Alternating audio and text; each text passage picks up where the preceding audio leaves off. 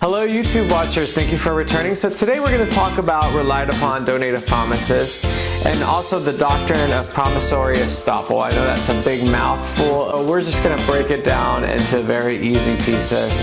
Basically a relied upon donative promise is a promise that someone has relied on you giving them a gift or a donation. So for example, let's review what a donative promise is. Basically, a donative promise is that, let's say you work for a nonprofit, you come over to my house, you knock on my door, and we bargain, etc. for me to give you my cello, and you talk about the size of cello that you would prefer, and I tell you, no, I'm going to just give you this one cello, and we bargain. And even though we've bargained and it seems like it's consideration, it's really not, because I'm just giving you my item. And the same thing goes for a donative relied upon promise. Now the old rule is that even if there was some reliance there on that promise, so let's say that you spent gas money or you traveled across state lines to come and pick up this cello, and I decide to give it to you last minute, then there's really no reliance there. But there's no obligation for me to give you my cello. So that's the old rule. Now some jurisdictions have changed that and basically say that if there is reliance within reasonable means, the other party could be compensated. So we're going to talk about today what the relied upon donative promises mean. So a relied upon donative promise basically means that you've induced a reliance from the promisee. And so you're the promisor. I promise to give you my cello. You fly all the way to the West Coast, and then I slam my door in your face and I say, absolutely not. There's no way now I'm going to give you my cello.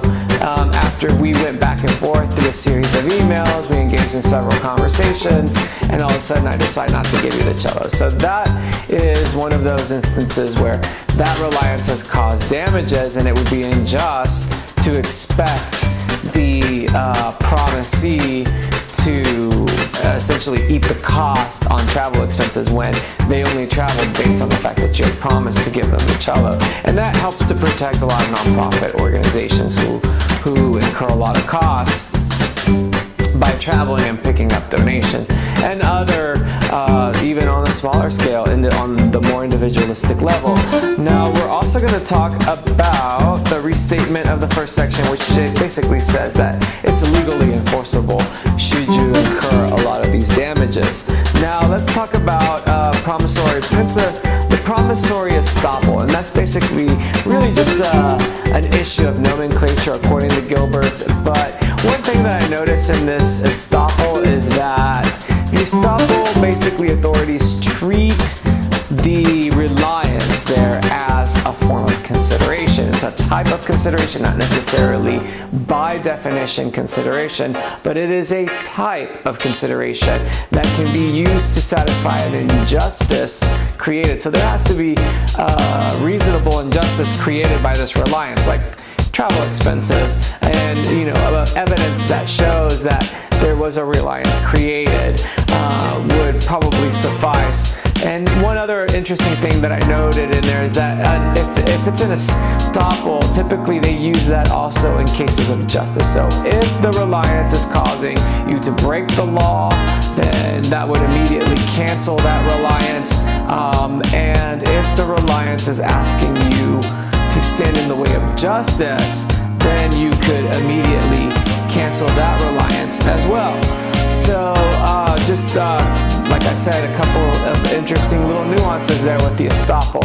And again, that covers the section on, well actually there's a couple more little sections I'd like to talk about, and that is that remedy is typically limited to the extent of the reliance. So there is a very narrow section there. You got to be careful with the statute of limitations there. You want to make sure that there is no infringement there on the statute of limitations that might, like for example, maybe the statute of limitations for the contract on this reliance says that it was a week, and you go past the week and then you incur a cost.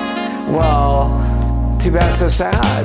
You know, that's not my problem that you decided to come over a week later. I told you I would give you my cello by Friday and you come on Sunday. I'm no longer obligated to the cost that you might incur for deciding to travel on Saturday. Okay, well, thank you so much for watching, and I hope this has cleared up some of those differences between a relied upon and an unrelied upon promissory estoppel. Basically says that if you promise to do something and it is to deliver justice, then you cannot really stand in the way of justice. So let's say you're involved in a restorative justice program, and that means approaching inmates to go out there who have been defacing property and get them involved in a fence washing program. Now the individual has promised to do it, but now all of a sudden that promise means that he has to execute this restorative justice initiative to whitewash fences. Then, well, you cannot stand in the way of that restorative justice, and so that promise would be enforceable.